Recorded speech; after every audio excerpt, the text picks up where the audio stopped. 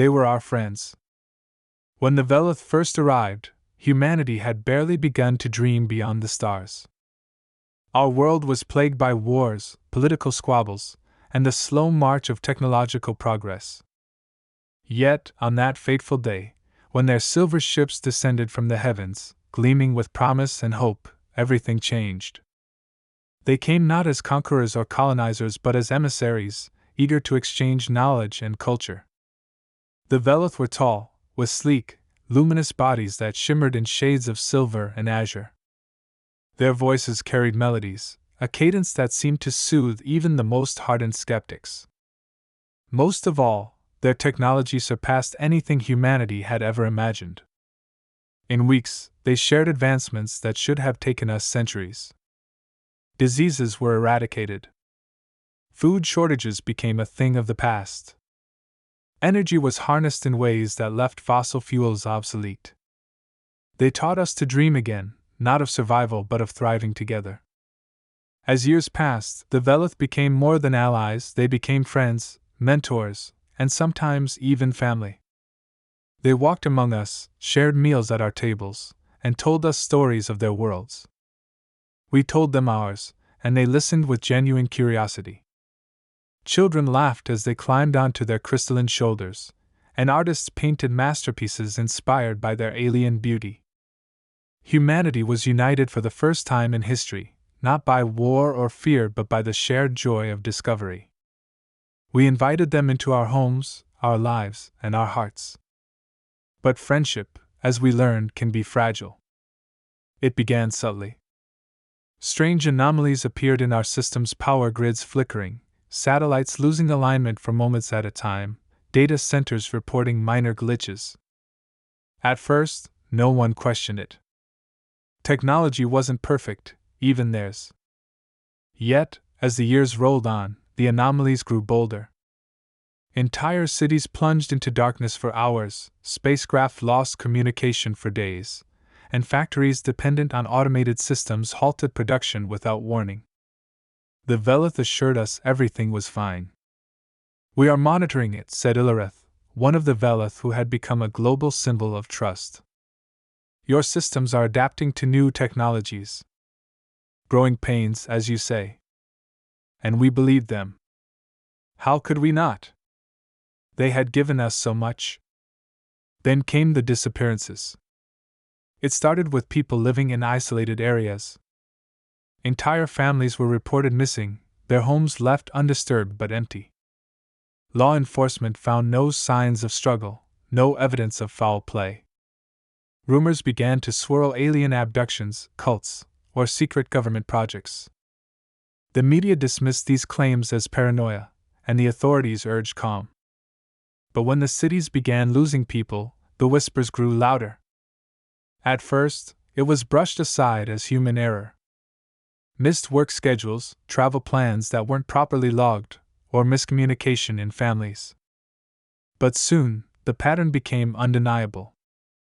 In neighborhoods where Velith integration was strongest, the disappearances were more frequent. The trust humanity once had began to erode. I remember the day everything changed. It was a cold evening in what used to be a bustling city square. The Velith had organized a celebration, a cultural exchange festival where humans and Velith would perform together. The streets were adorned with floating lights, and the air was filled with a symphony of human and alien instruments. Laughter echoed through the square, and for a moment, it felt like the old days, before the disappearances. I was there with my sister, Clara. She adored the Velith, especially Illarith, who had practically become a godmother to her. Clara was only 17, bright-eyed and full of hope for the future. She had been practicing a song to perform alongside the Velith choir, her voice blending with their ethereal harmonies. The moment was magical until it wasn't. In the middle of her performance, Clara's voice faltered. Her eyes widened, and she clutched her throat as if gasping for air. Around her, other humans in the choir began to do the same. Their bodies shimmered faintly, almost as if resonating with the Velith's luminous forms. Before anyone could react, they vanished. No sound, no flash, no warning. One moment they were there, the next they were gone. Panic erupted. The crowd screamed, scattering in all directions. The Velith, usually calm and composed, seemed hesitant. Illareth stepped forward, raising her hands to soothe the chaos, but her voice, once so melodic, sounded hollow. "Please remain calm," she urged. "There is an explanation for this." But no explanation came. That night, humanity's trust in the Velith shattered. In the weeks that followed, our governments demanded answers. The Velith remained evasive, their once open communication now guarded and cryptic.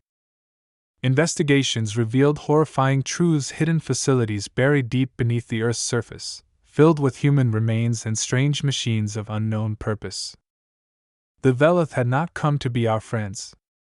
They had come to harvest us.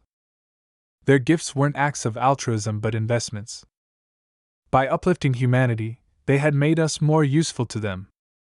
Our bodies, our minds, even our emotions, all were resources to be extracted and repurposed.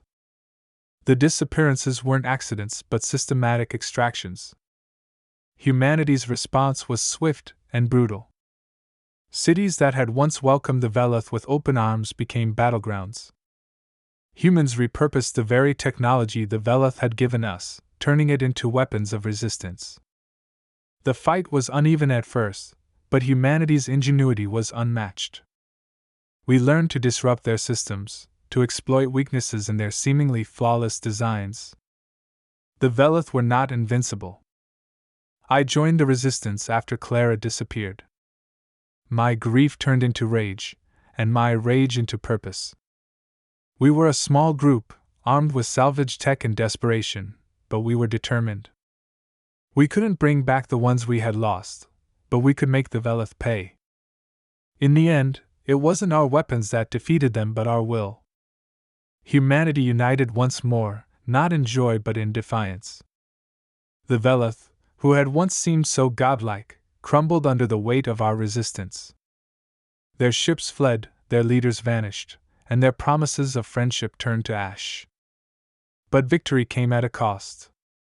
The Earth we reclaimed was not the same as the one we had lost. Cities lay in ruins, our ecosystems were scarred, and the trust we had once placed in others, alien or human, was forever fractured. We had survived, but we had paid a terrible price. As I stand now in the remnants of what was once a bustling city, I think of Clara. I think of the songs she used to sing and the hopes she once carried. The Velith taught us many things, but their greatest lesson was one they never intended to teach. Friendship is a gift, but it is not without risk. And as we look to the stars, we do so with both hope and caution, knowing that the next time someone comes calling, we will be ready.